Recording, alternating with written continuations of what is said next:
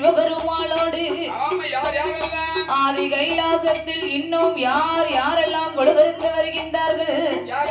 ஆகாயத்தில் சூரியனோ, ஆகாயத்தில் சூரியனோ, அன்பு ஒளி சந்திரன், ஆகாயவாணியோடு, ஆகாயவாணியோடு,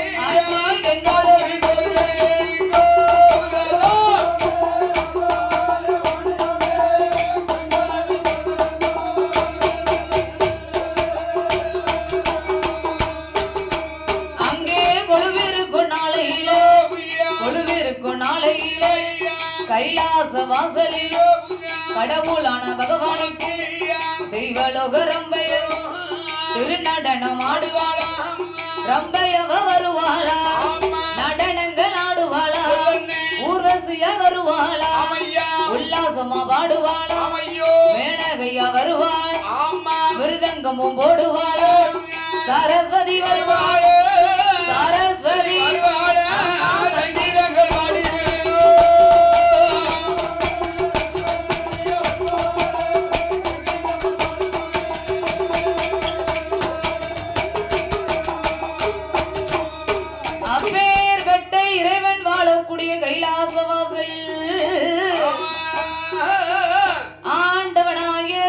சங்கரன் சிவபெருமாள் யானை தோல் போர்வையும் புலித்தோல் ஆசனத்தோடும் உமா மகேஸ்வரியோடு உடையவன் பகவான் கையிலே கொலுவருந்து வருகின்றார்.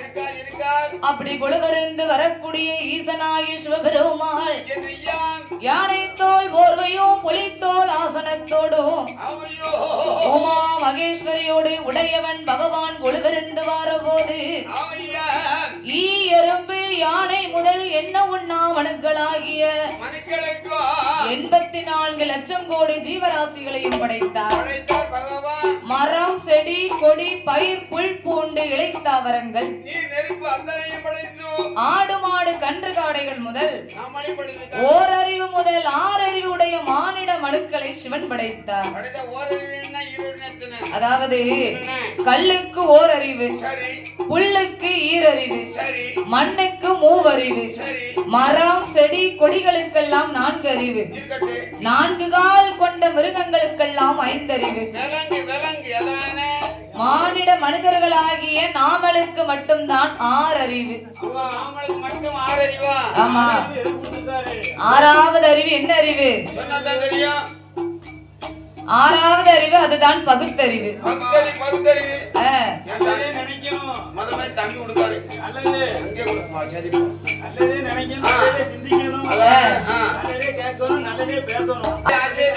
அதுதான் மண்ணாசை பொன்னாசை பெண்ணாசை என்பார்கள். எனக்கு அந்த ஆசை கிடையாது.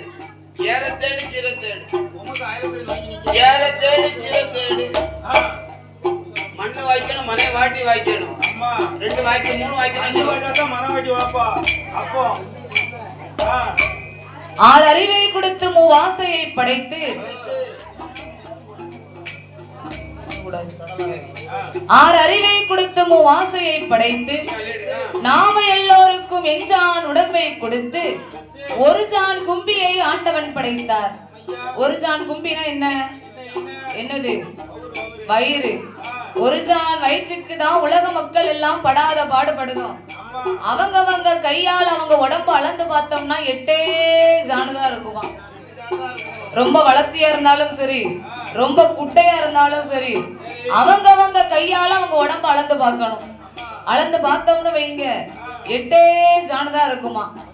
அந்த 8 ஜான் வயிற்றிலையும் ஆண்டவன் ஒரே ஒரு ஜான் வயிற்றை தான் படைத்தார். கூட ஒரு ஜான் படைச்சிட்டாருன்னு வைங்க, ஒரு ஜான் வயிற்று படைச்சிட்டே உலக மக்கள் எல்லாம் பகல்லையும் தூக்கம் இல்லாம இரவுலையும் தூக்கம் இல்லாம ஓடி ஓடி உழைச்சு ரொம்ப கஷ்டப்படுவோம். அப்ப கூட ஒரு ஜான் வயிறு இருந்ததுன்னு வைங்க, நம்ம என்ன பாடுபடுவோம்? ஒண்ணுமே செய்ய முடியாது. அதனால்தான் எஞ்சான் உடம்பை கொடுத்து ஒரு ஜான் கும்பியை படைத்தார். படைத்த மனுக்கள் எல்லாம் இப்பூமியில் வாழ வேண்டும் என்று ஆண்டவனாகிய சிவபெருமான் நாம எல்லோருக்கும் இந்த பூலோகத்தை படைத்தார். பூலோகத்தையும் படைத்து இந்த உலகத்தை 3ஆகவே வகுத்திருக்கின்றார். அதலை என்றும் சுதலை என்றும் ஆதி பாதாள உலகம் என்றும். அதலை என்றால் ஆகாய உலகம், சுதலை என்றால் நாமல் வாழக்கூடிய இந்த மத்திய பூமி, இதற்கும் கீழ் ஒரு உலகம், அதுதான் ஆதி பாதாள உலகம். அசுர அரக்கர்கள் வாழ்ந்து வருகின்றார்கள். நாமளை போலவே நம்ம இதுக்கு கீழே ஒரு உலகம் இருக்குன்னு நம்ம எப்படி வாழுதமோ அதே போன்று பாதாள உலகத்திலும் மனிதர்கள் வாழுதாங்க. பாக்குறதுக்கு மனுஷங்க மாதிரி இருப்பாங்க, ஆனா அவங்க எல்லோரும் அசுர அரக்கர்கள், சரி கிடையாது. அப்பேற்பட்ட பாதாள உலகத்திலே அசுர அரக்கர்கள் வாழ்ந்து வரக்கூடிய இடம் அதிலே. அங்க யார் யாரெல்லாம் வாழ்ந்து வருகின்றார் தெரியுமா? பாதாள உலகத்தில பாதாள உலகத்தில அரக்கனோட இடம் அதில வர்ணனுமா ரத்த கண்ணி பெண்ணவளும் மன்னவனும் தேவியுமா மனமகிழ்ந்து வாழ்ந்து வாரா கொண்டவனும் தேவியுமா தேவியுமா குணமுடனே வாழ்ந்து வாரா அவர்கள் குணமுடனே வாழ்ந்து வாரா.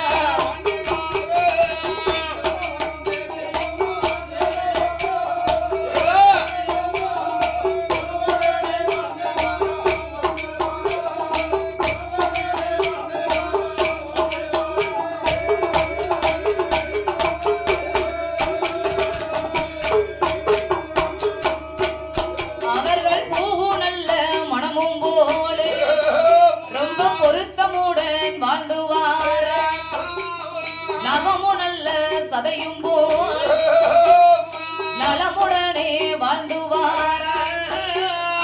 ஒருவர் சொல்லை ஒருவர் கேட்டு ஒருவர் சொல்லை ஒருவர் கேட்டு ரொம்ப ஒற்றுமையா வாழ்ந்துவாரோ.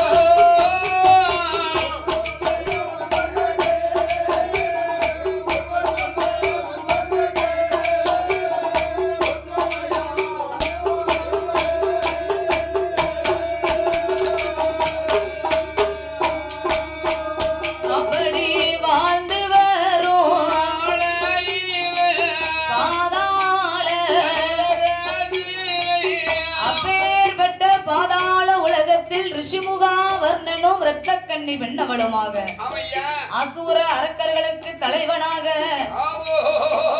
56 தேசத்திற்கும் அதிபதியாக வாழ்ந்து வருகின்றார். ரிஷிமுகா வர்ணனும் இரத்த கண்ணி பெண்ணவளும் மன்னவனும் தேவியும் மனமகிழ்ந்து வாழ்ந்து வருகின்றார்கள். கொண்டவனும் தேவியும் குணமுடனே வாழ்ந்து வரும்போது அந்த பாதாள உலகத்தில் ரிஷிமுகா வர்ணனுக்கு அங்க ஏழரையா எதிரே ஒரு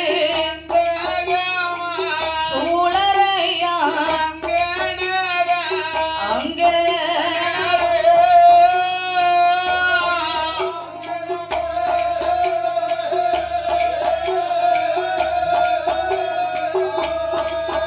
அங்கே சுத்தி கட்டும் மாளிகையா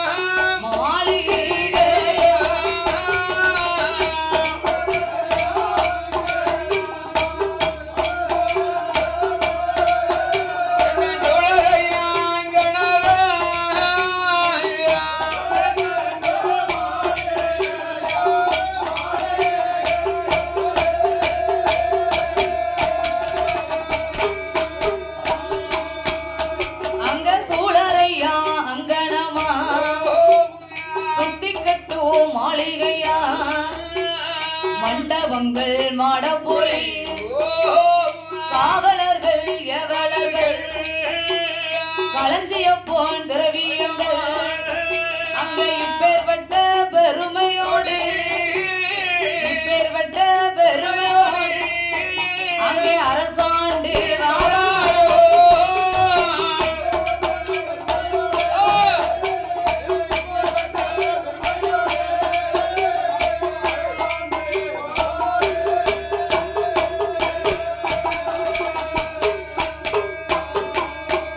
அப்படி அரசாண்டு வாரபோது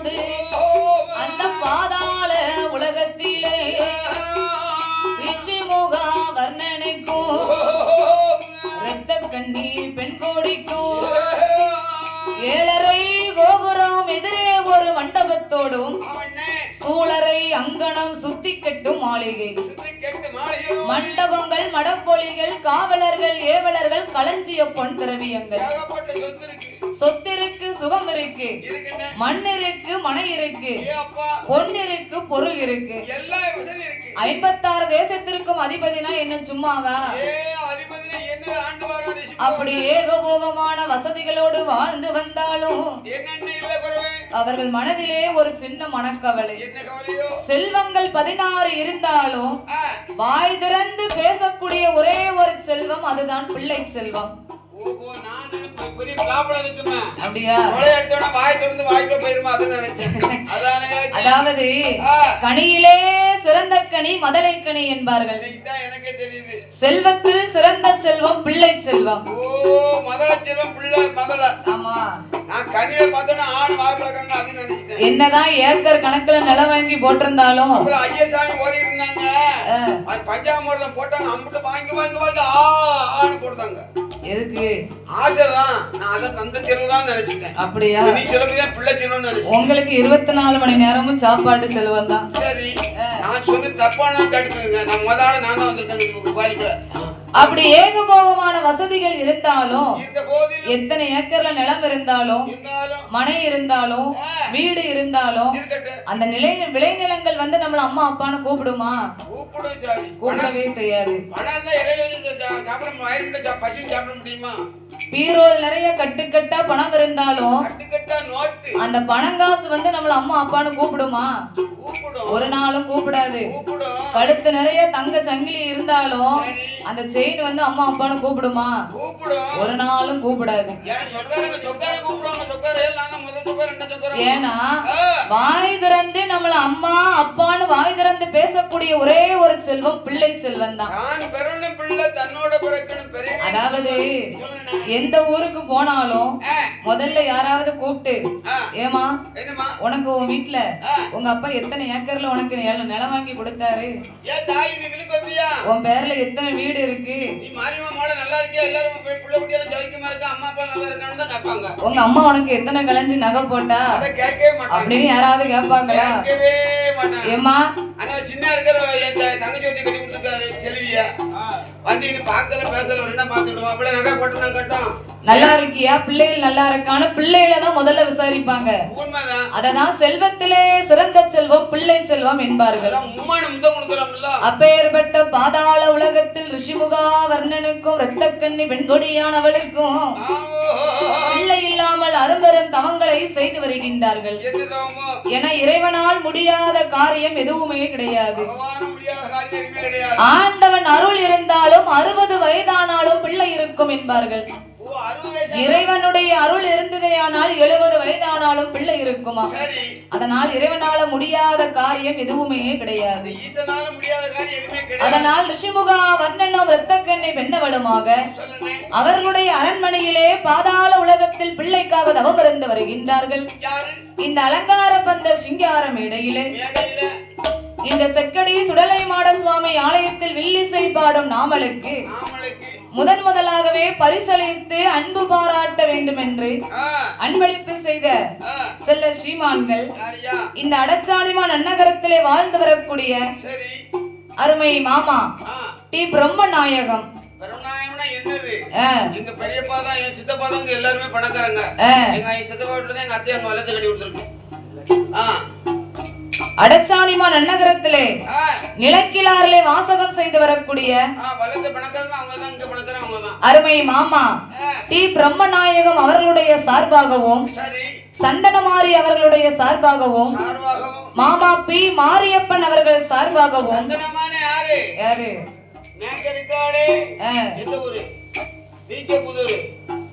அந்த ஊர்ல இருக்க சந்தனமாரியவா நிலக்கிரால் வாசகம் செய்து வரக்கூடிய அருமை மாமா பிரம்மநாயகம் அவர்கள் சார்பாகவும் மாமாப்பி மாரியப்பன் அவர்கள் சார்பாகவும் பாடும் நாமளுக்கு 100 ரூபாயை கொண்டு வந்து முதலாகவே 100 லட்சமாகவே அள்ளித்தந்து பரிசளித்து பாராட்டி உள்ளார்கள். அவர்களுடைய வழிவழி வம்சங்கள் உற்றார் பெற்றார் உறவினர்கள் எல்லாம் என் செக்கடி சுடலை மாட சுவாமி அருளாலையும் உச்சினி மாகாளி பேச்சியம்மன் கிருபையாலையும் சந்தன மாரியம்மனுடைய அருளாலையும் அவர்களுடைய வழிவழி வம்சங்கள் எல்லாம் சுவாமி வாழ வேண்டும், அவர்கள் வளர வேண்டும், வாழ வேண்டும், அவர்கள் வளர வேண்டும், அவர்கள் வளர வேண்டும், அவர்கள் வம்சம்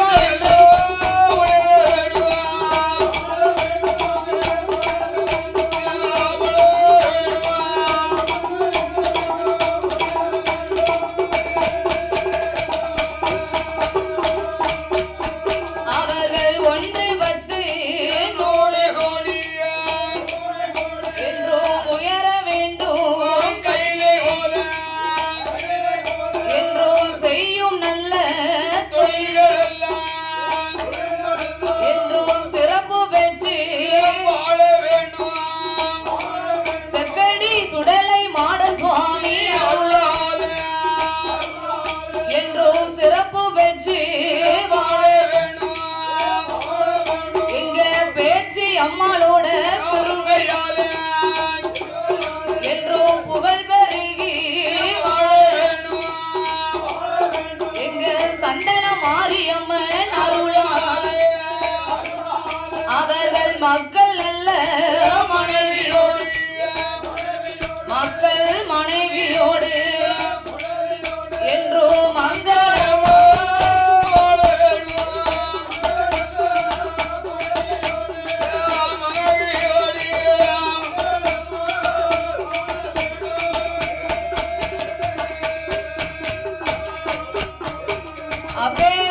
பாதாள உலகத்தில் தவம் இருந்து வருகின்ற போது அவர்களை போலவே பாதாள உலகத்தில் இன்னும் ஒருவருமே தவம் இருந்து வருகின்றார்.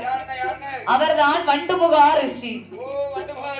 இல்லறத்தை வெறுத்து ஈசனை கண்டு ஈசன் பட்டத்தை வாங்க வேண்டும் என்று ஆண்டவனை எண்ணி வண்டுமுகா ரிஷியானவர் தவம் இருந்து வருகின்றார். அப்ப பார்த்தார்கள் மும்மூர்த்திகள், வண்டுமுகா ரிஷியின் தவத்தை இப்படியே விட்டு விட்டோமானால் கைலேங்கிரிக்கு வந்து முற்று மோட்சம் அடைந்து விடுவார். அதனால் அவர் தவத்தை நாமல் கலைத்தாக வேண்டும் என்று மும்மூர்த்திகள் ஒன்று கூடி அழகிலே சிறந்தவன் யாரு? மன்மதன். அழகிலே சிறந்தவன் மன்மதனை வரவழைத்து அவனை ஒரு கை குழந்தையாக வடிவமைத்து வண்டுமுகா ரிஷியின் தவத்தில் கொண்டு வந்து இந்த குழந்தையை போட்டார்கள். குழந்தையை கொண்டு வந்து போட்ட உடனே குழந்தை கூவா கூவா என்று குரலோசை கொடுத்தது. குழந்தையின் சத்தத்தை காதிலே கேட்டார். வண்டுமுகா ரிஷியானவர் தவத்தை மறந்து கண் விழித்து பார்த்தார். அப்படியே குழந்தையை கண்ட உடனே அள்ளி அரவணைத்து ஆவலோடு முத்தமிட்டார். பார்த்தார்கள் மும்மூர்த்திகள். குழந்தையை கொண்டு வந்து போட்டது அவங்கதான். இந்த குழந்தை எப்படி வந்ததுனே தெரியாத மாதிரி மும்மூர்த்திகள் மீண்டும் ஆகாய மார்க்கமாகவே வந்து, அடே வண்டுமுகா ரிஷி, கல்யாணமே ஆகாத உமக்கு இந்த கை குழந்தை ஏது? நீயோ நித்திய பிரம்மச்சாரியானவர், அப்படி இருக்க உமக்கு இந்த ஏந்தும் பிள்ளையாது என்று மும்மூர்த்திகள் ஆகாய மார்க்கமாக வந்து கேட்க, அப்பந்தான் பார்த்தார் வண்டுமுகா ரிஷியானவர் தவத்தை மறந்து கண் விழித்து பார்த்து ஞானத்தால் அறிந்து பார்த்தார். என் தவத்தை கலைக்க யாரோ இந்த குழந்தையை ஏவல் செய்து அனுப்பியிருக்கிறார்கள் அப்படின்னு கோபம் கொண்டு குழந்தையின் கால தலைகீழாக பிடித்தார். அடே கிராதகா, என் தவத்தை கலைக்க பிறந்த சண்டாளா, என் தவத்தை கலைக்க யார் உன்னை ஏவல் செய்து அனுப்பினார்களோ நீ அவர்களுக்கே விரோதமாக சென்று நாளை ஒரு காலத்தில் வனங்களில் அலைந்து திரிந்து படைத்தவர் கையாலய மாண்டு மடிவாயாக போ. சாபத்தை கொடுத்தார். வண்டுமுகா ரிஷியானவர் குழந்தையை வீசி எறிந்தார். அப்படி வீசி எறியப்பட்ட குழந்தையானது ஆகாய மார்க்கமாக வேகமாகவே உருண்டு வந்து நேரா எங்க வந்து விழுந்தது? பாதாள உலகத்தில் பிள்ளைக்காக யார் தவம் இருந்தவாரா? ரிஷிமுகா வர்ணனும் இரத்தக்கண்ணி பெண்ணவளும் பிள்ளைக்காக தவம் இருந்து வருகின்றார்கள். அவர்கள் தவத்தில் இந்த குழந்தை வந்து விழுந்தது. அதாவது யாருக்குனே அவங்க பிள்ளைக்காக தவம் இருந்து வராங்க. தவம் இருந்து வரும்போது அவர்கள் கையில் இந்த குழந்தை வந்து விழுந்த உடனே கண்முழித்து பார்த்த உடனே குழந்தை அப்படியே சந்தோஷத்தால கையில எடுத்தார்கள். அந்த ரிஷிமுகா வர்ணனும் இரத்தக்கண்ணி பெண்ணவளுமாக தன் கையிலே வந்த குழந்தையை அள்ளி அரவணைத்து என்ன செய்தார்கள் தெரியுமா? அங்கே அள்ளி மெல்ல அரவணைத்தார். அள்ளி மெல்ல அரவணைத்து ஆவலோடு முத்தமிட்டார். சேர்த்து மெல்ல கையில் எடுத்து செவியோடு முத்தமிட்டார். கோரி மெல்ல கையில் எடுத்து கோரி மெல்ல அவள் கோடி லட்சம் முத்தமிட்டார்.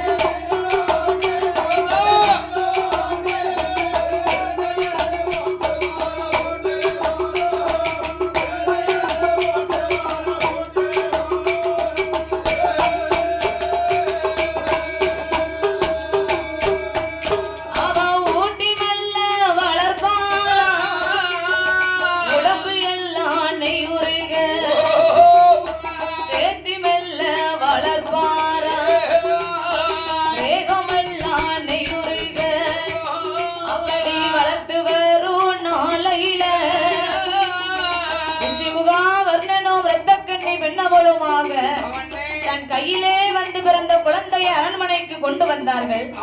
குளிப்பாட்டி நீராட்டி சேனையதும் மூட்டி சீரோடும் சிறப்போடும் வளர்த்து வருகின்றார்கள். அப்படி வளர்த்து வரக்கூடிய நாளையிலே 56 தேசத்திற்கும் அதிபதியாக வாழக்கூடியவர் அந்த ரிஷிமுகாவர்ணன். அவருக்கு ஒரு குழந்தை வந்து பிறந்த உடனே இந்த செய்தியை 56 தேசத்திற்கும் அறிக்கையை கொடுத்து தெரியப்படுத்தினார்கள். அந்த காலத்துல இந்த போன் எல்லாம் கிடையாது பாருங்க.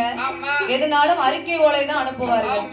அப்ப 56 தேசத்திற்கும் அறிக்கை ஓலை அனுப்பின உடனே அரசர்கள் எல்லாம் அறிக்கை ஓலையை பார்த்த உடனே நேர ரிஷிமுகாவர்ணனுடைய அரண்மனைக்கு வந்தார்கள். வந்ததோர் மக்களுக்கு தான தர்மங்களை வழங்க வேண்டும் என்று. நம்ம வீட்டுல குழந்தை பிறந்தா என்ன செய்வோம்? சொந்த பந்தங்களுக்கெல்லாம் சீனி பழம் செலவு பண்ணுவோம் பத்தியலா. அதெல்லாம் அந்த காலத்துல சீனி பழம் செலவு பண்ணுது.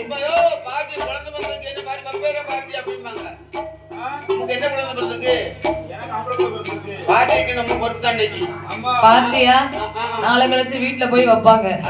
பெரிய ஆப்பா வைப்பாங்க. ஈவாரம் வாங்கிருந்தாங்க.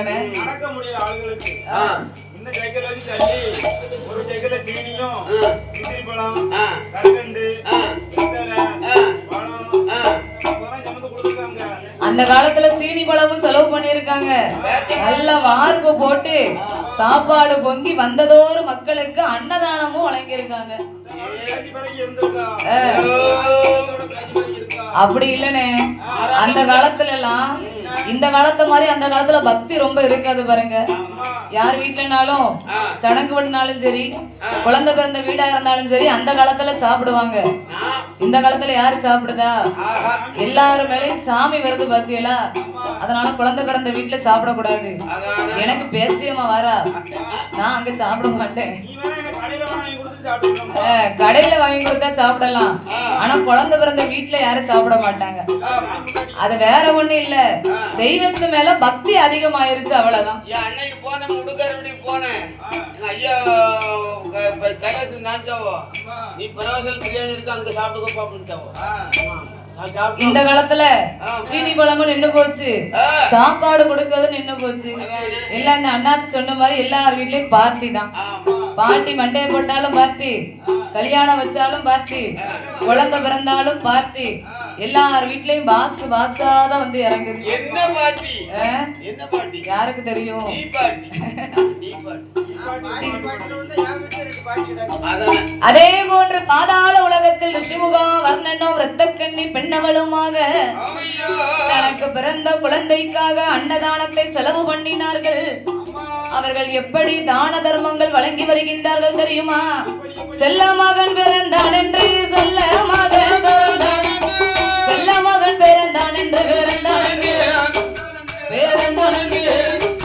அவ சீனி பழம் செலவு செய்தார், அவ சீனி பழம் செலவு செய்தார்.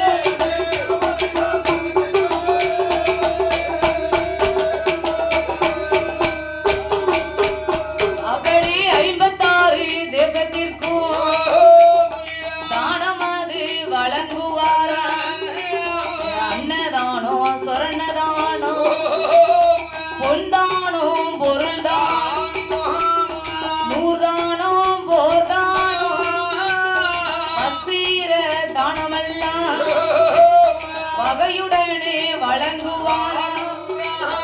இப்பேற்பட்ட தான தர்மங்களை அள்ளி அள்ளி அள்ளி அள்ளி செலவு செய்கின்றார்கள். 56 தேசத்திற்கும் ரிஷிமுகா வர்ணனும் இரத்தக்கண்ணி பெண்ணவளுமாக தான தர்மங்களை வழங்கின போது குழந்தை பிறந்து 16வது நாள் பெயர் நாமம் வைக்க வேண்டும். குழந்தைன்னு இருந்தா பேர் இருக்கணும், இல்லன்னு வைங்க வேண்டா வெறுப்புக்கு பிள்ளைய பெத்து காண்டாமிருகம்னு பேர் வைப்பாங்க. அப்படியா? அப்ப நீங்க அப்படியா? ஏன்னா எல்லாரும் வைக்க பேர் வைக்க கூடாதுல, அப்படியா? அதனால 16வது நாள் பெயர் நாமம் கொடுக்க வேண்டும் என்று ரிஷிமுகா வர்ணனும் இரத்தக்கண்ணி பெண்ணவளுமாக 56 தேசத்து அரசர்கள் முன்னிலையிலே பெயர் நாமத்தை வைத்தார்கள். அந்த காலத்துல பெயர் நாமம் வைத்தார்கள்னா அவங்க குல வழக்கப்படி பெயர் நாமம் வைப்பார்கள். ஆண் குழந்தையா இருந்தா சரி ராக்கன் என்றும், ராக்கி என்றும், பெண் குழந்தையா இருந்தால் ராக்கி. சரி ராக்கன் ராக்கி, ஆ மூக்கன் மூக்கி, சொக்கன் சொக்கி, கருப்பன் கருப்பாயி, இடும்பி இடுக்கி, இருளப்பன் இருளாயி ஆமா அப்படின்னு அந்த காலத்துல ஆமா மாரியம்மா, காளியம்மா, பேச்சியம்மா, ஏ ஆத்தே மாயாண்டி, சுடல ஏ செக்கடி மாடா அப்படின்னு பேர் அந்த காலத்துல வச்சிருக்காங்க. ஆமா இப்போ போய் பிறந்த பிள்ளைகளுக்கு ஆ ஏ காளியம்மா, ஏ பஜ்ஜி ஏ மாரியம்மா, ஏ ஏ முப்படாதி ஏ செக்கடி மாடா அப்படின்னு கூப்பிட்டா பிள்ளைகள் என்ன செய்யும்? படிக்க பள்ளிக்கூடத்துல ஏமா மதிப்பில்ல எனக்கு போய் காளியம்மா மாரியம்மான்னு வச்சிருக்க, அதானே என் கூட இருக்க பிள்ளைகள் எல்லாம் என்னை கிண்டல் பண்ணுதாங்க. நக்கல் பண்ணி பேசுறாங்க அதானே அதனால இப்ப உள்ள பிள்ளைகள் மாடலா பேர் வைக்க ஆசைப்படுது. மாடல் எழுத்துதான் அந்த ஒரு எழுத்து மட்டும் வரணும். மாரியம்மான்னு இருந்தா மகேஸ்வரன் சொல்ல ஏ மகேஷ் அப்படி சொல்லுங்க மனிஷா, ஸ்ரீ ஸ்ரீ. ராஜாவும் தான் ஸ்ரீதான். சரி உடனே இருந்தா ஒரே வார்த்தை. என்ன வந்து இவனே அவன் பேர்லாம் மாறிடுச்சு. அதாவது ஒரு ஆளு பாக்குறதுக்கு ஆ அப்படியே உதிச்ச சூரியன் மாதிரி வெள்ள வெள்ள வெள்ள வெள்ளேன்னு இருப்பாரு. வெள்ள வெள்ள வெள்ளச்சாமி மாதிரி இருப்பாரு எங்க பெரியப்பா மாதிரி. சரி அவருக்கு பேர் என்ன தெரியுமா? ஏ கருத்தப்பாண்டி கருத்தப்பாண்டி கருப்ப சுவாமின்னு வைப்பாங்க. சரி ஒரு ஆளு பாக்குறதுக்கு கரு கரு கரு கருன்னு கரிப்பான தூர் மாதிரி இருப்பாரு. சரி அவருக்கு பேர் வெள்ளச்சாமி, ஏ வெள்ளையப்பன் வெள்ளப்பாண்டி வெள்ளப்பாண்டி அப்படின்னு பேர் வைப்பாங்க. சரி இது எல்லாம் அவங்க குலதெய்வத்தின் வழக்கப்படி வைப்பாங்க. மருதகாரமே நல்ல பெண்ணா இருக்கும் ஆமா. வேற என்னன்னு அதனால ரிஷிமுகா வர்ணனும் இரத்தக்கண்ணி பெண்ணவளுமாக சரி தவம் இருந்து கிடைத்த குழந்தை பாருங்க. ஆமாண்ணே அவர்கள் செய்த தவமோ வல்லமை தவம். ஓ வல்லமையா செய்தவன் அவர்கள் குலமோ அசுர அரக்கர்கள் குலம். கோலம் கோலம் அதனால் இரண்டையும் சேர்த்து வல் அரக்கா என்று பெயர் நாமத்தை கொடுத்தார்கள். நல்லரக்கனா வல்லரக்கனா வல்லரக்கன். ஒரிஜினல் அப்படி வல்லரக்கா என்ற பெயர் நாமத்தை கொடுக்க சோடி இந்த அலங்கார பந்தல் சிங்காரம் இடையிலே என்னன்னு பாடும் நாமலுக்கு பரிசளித்து பாராட்ட வேண்டும் என்று என்று அன்பும் வாசங்கள் கொண்டு ஆ பரிசளித்துள்ள செல்ல ஸ்ரீமான்கள் யாரையா இந்த அடச்சாணிமான் அன்னகரத்திலே வாசகம் செய்து வரக்கூடிய ஆமா வணிக வைசியர் சமுதாயத்திலே வந்து உதித்த உதித்த செல்ல சீமா அன்பும் மதிப்பிற்குரிய ஆ அருமை ஐயா ஐயா யாரு அரசன் குடும்பத்தார் சார்பார்கள்.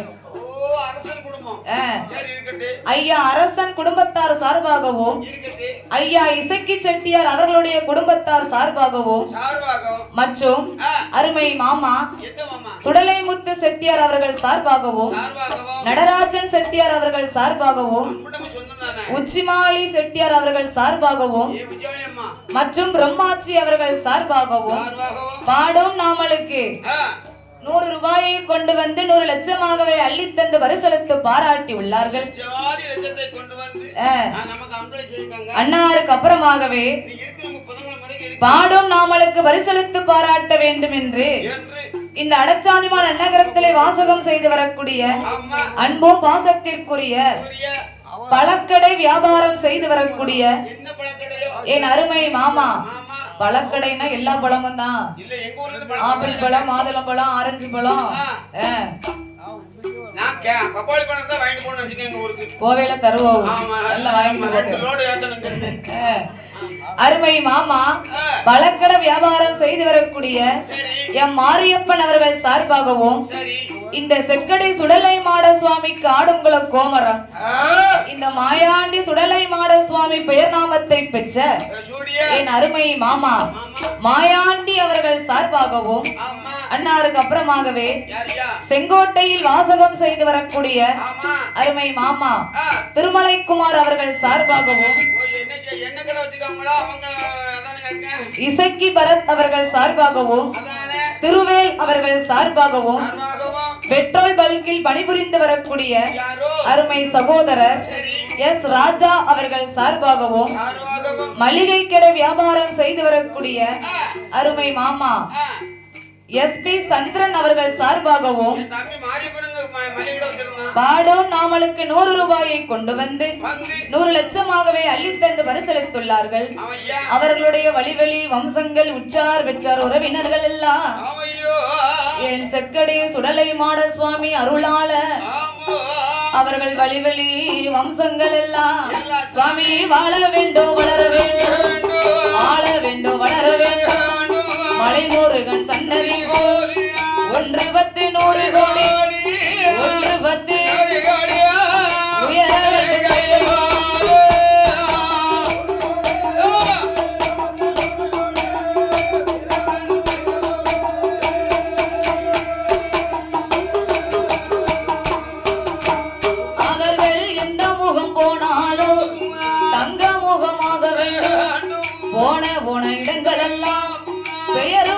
வாழ வேண்டும் ஆள் போல இலைகளிட்டு அருகது போல் வேர்கள் ஒன்று மூங்கில் போல பண்ணை கட்டி முசியாமல் வாழ வேண்டும் உடலை மாடன் அருளாலே மக்கள் நல்ல மனைவியோடு மக்கள் நல்ல மனைவியோடு மங்களமாய் வாழ வேண்டும்.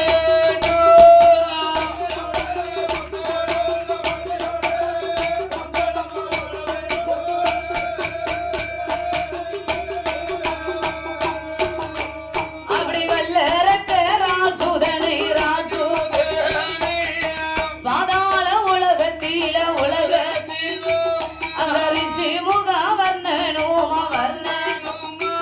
அங்க கண்ணி பெண்ணவளும் அந்த வல்லரக்க ராஜுதனை ராஜு அவன் தரையதில விட்டோமானால் அவன் கண்டை கால் நோகும் என்று நான் பூமியில விட்டோமானால் அவன் பொற்பாதோ நோகும் என்று கோலதில தொட்டில் கட்டி தொடையதில நடை வளர்த்தி மார்போடு தொட்டில் கட்டி மடியதில நடை வளர்த்தி தாளாட்டி ஓராட்டி அந்த சிறப்புடனே வளர்த்துவாரா அப்படி வளர்த்து வரும் நாளையில வல்லரக்க ராஜனுக்கு 16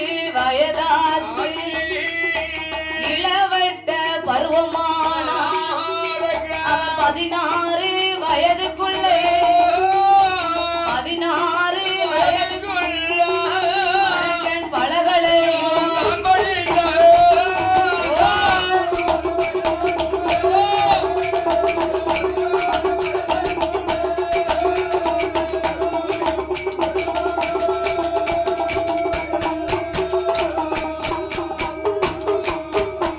அவை யானையேற்றோ குதிரையேற்றோ அளவு உயர்ந்த தொழில் படித்தான் மல்லிடம்பு சிலம்பு தோளில் மயக்கு வித்தை பாட உண்டு முன்கரனும் பின்கரனும் முக்கியமாய் படிப்பானா 16 வயதுக்குள்ளே 16 வயதுக்குள் அரக்கன் பலகளையும்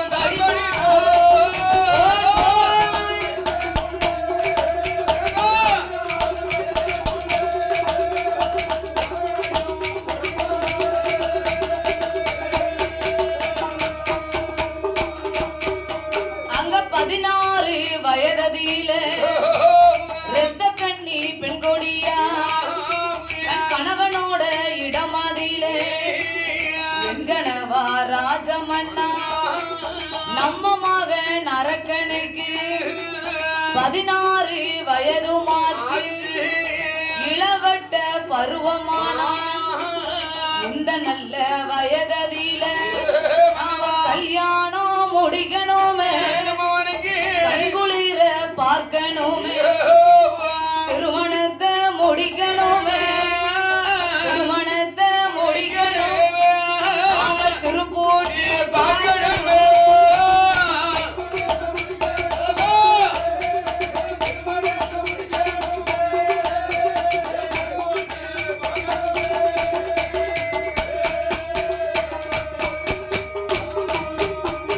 அசுரனாகப்பட்ட வல்லரக்க ராஜுதன் 16 வயதிலே பலகலையும் கற்று முடித்தான் 56 தேசத்திற்கும் அதிபதியாகப்பட்ட ரிஷிமுகா வர்ணனுடைய மகன் அப்ப அவருக்கு அப்பாலே அந்த நாட்டை ஆளக்கூடியது அவன் தானே அதனால் யானை ஏற்றம் குதிரை ஏற்றம் அழகு உயர்ந்த தொழில் படித்தான் மல்லிடம்பு சிலம்பு தொழில் மயக்கும் வித்தை பாட உண்டு மூச்சடைக்கு பாய்ந்தானையானால் 300 அடி பாய்வானாம் நாகடைக்கு பாய்ந்தானையானால் 400 அடி பாய்வான் முன்கரணம் பின்கரணம் முக்கியமாய் படித்து வருகின்றான் 16 வயதுக்குள் பலகலையும் கற்று முடித்தான் 4 வேதங்கள் 6 சாஸ்திரங்கள் 18 புராணங்கள் 32 தான தர்மங்கள் வேதங்கள், சரி 64 கலைக்காணியங்கள், 96 தத்துவங்கள், 108 யாகமங்கள், ஆமா ஆயகளை 64 அத்தனையும் நயமுடன் கற்றான் வல்லரக்கன். அழகன். நயமுடன் கற்று முடிப்பதற்குள் 16 வயதாயிருச்சு. ஒரு 16 ஒரு 16 இளவட்ட பருவமானான். ஆமா அரும்பு மீசையும் குறும்பு பார்வையும் ரெண்டுக்கு வயசு திருட்டு மொழியும் உருட்டி முழிக்கான். ஆமா 16 வயசுல அப்படித்தானே இருப்பான். அரும்பு மீச கொரும்பு பார்வை அது வயசு வரைக்கும் பச்சை புள்ள மாதிரி பாப்பான். ஆமா 16 வயசு முடிஞ்ச உடனே ஆமா அவன் பார்வையே திருட்டு மொழிய முழிச்சுக்கிட்டு இல்ல பார்வை சரி இருக்காது. இங்க பாக்காத மாதிரி பாப்பான், அது அங்க பாப்பான். ஆமா ஆ, சேக்காளிங்க நிக்கானு அப்படியா? சேக்காளி அது வேற ஒண்ணு இல்ல, அவன் வயசு கோளாறு அப்படி, அதானே அதனால அப்படி இருக்கான். அதானே அப்படி 16 வயது இளவட்ட பருவமாக இருக்கும் போது பார்த்தால் ரத்த கண்ணி, சரி என் கணவா ராஜமன்னா, கனவா மன்னவரா நாமளுக்கோ வாழும் பருவங்கள் போய் வைகுந்தம் சேரக்கூடிய காலம் வந்து விட்டது. வயசாயிடுது அதனால் தன் மகனுக்கு பால பருவங்கள் போய் பருவ காலங்கள் வந்து விட்டது. ஆமா அந்த காலத்துல 16 வயசு 18 வயசுல எல்லாம் கல்யாணம் முடிச்சு வச்சிருவாங்களாம். ஆமா இந்த காலத்துல அப்படி முடிக்க முடியுமா? 25 வயசு ஆண்களுக்கு கல்யாணம் முடிக்க வயசு 25 இப்ப மாத்திட்டாங்க. 25 30 வயசு அப்ப கல்யாணமே அப்பா அப்பா அப்பா இப்ப அதே பழைய காலத்தை கொண்டு வராங்க. அப்ப 16 வயசாக இருக்கும் போது தன் மகனுக்கு திருமணத்தை முடிக்க வேண்டும், நாமல் திருப்பூட்டி பார்க்க வேண்டும் என்று சொல்ல, நம்ம மகனுக்கு ஏன்னா நாமளுக்கோ வைகுந்தம் சேரக்கூடிய காலம் வந்துருச்சு. ஆமா தமக்கு பின்னாலே இந்த நாட்டை ஆளக்கூடியது அவன் தானே.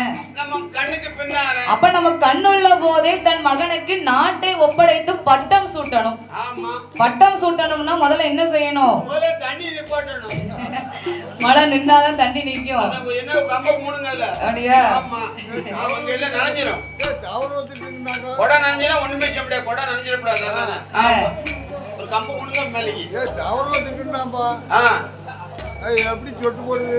பட்டம் சூட்ட வேண்டும் என்றால் அரக்கனுக்கு முதல்ல திருமணத்தை முடிக்கணும். கல்யாணத்தை முடிக்கணும். ஏன்னா ஒரு ஆணா பிறந்த ஆம்பளைக்கு வீட்டு பொறுப்பு வரணும்னு வைங்க, சொல்லுங்க அவருக்கு முதல்ல என்ன செய்வாங்க?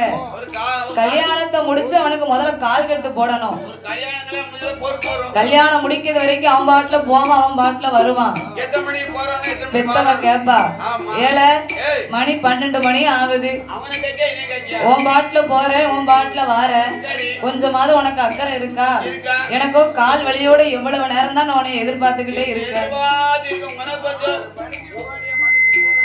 உனக்கு பஞ்சு சொல்லவா அப்பனு பஞ்சு சொல்லவா? இப்போ உன் இஷ்டப்படி போற, ஆமா. நாளைக்கு உனக்குன்னு ஒருத்தி வந்ததுக்கு பிறகு அவ பேச்ச கேட்டு நீ வீட்டுக்குள்ள இருக்கத்தானே போற. மனைவி பேச்ச மீறி வெளியே போக முடியும்? ஏய் சோத்துல தண்ணிய ஊத்திடுவா, பட்னியா படுன்னு விட்டுருவா. தண்ணி ஊத்துனா என்ன அளவு தயிர் ஊத்தி எடுத்தா இது சொல்லுவாங்க. அதனால் வீட்டு பொறுப்பு வரணும்னா ஆனா பிறந்த ஆம்பளைக்கு கல்யாணத்தை முடிச்சு வைக்கும். ஆமா அப்ப அரக்கன் நாட்டையே ஆளக்கூடியவன்.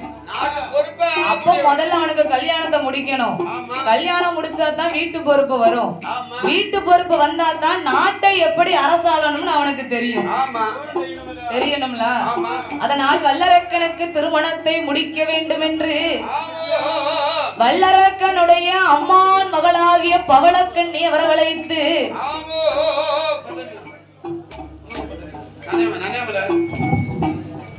பவளக்கண்ணியை வரவழைத்து சரி வல்லரக்கன்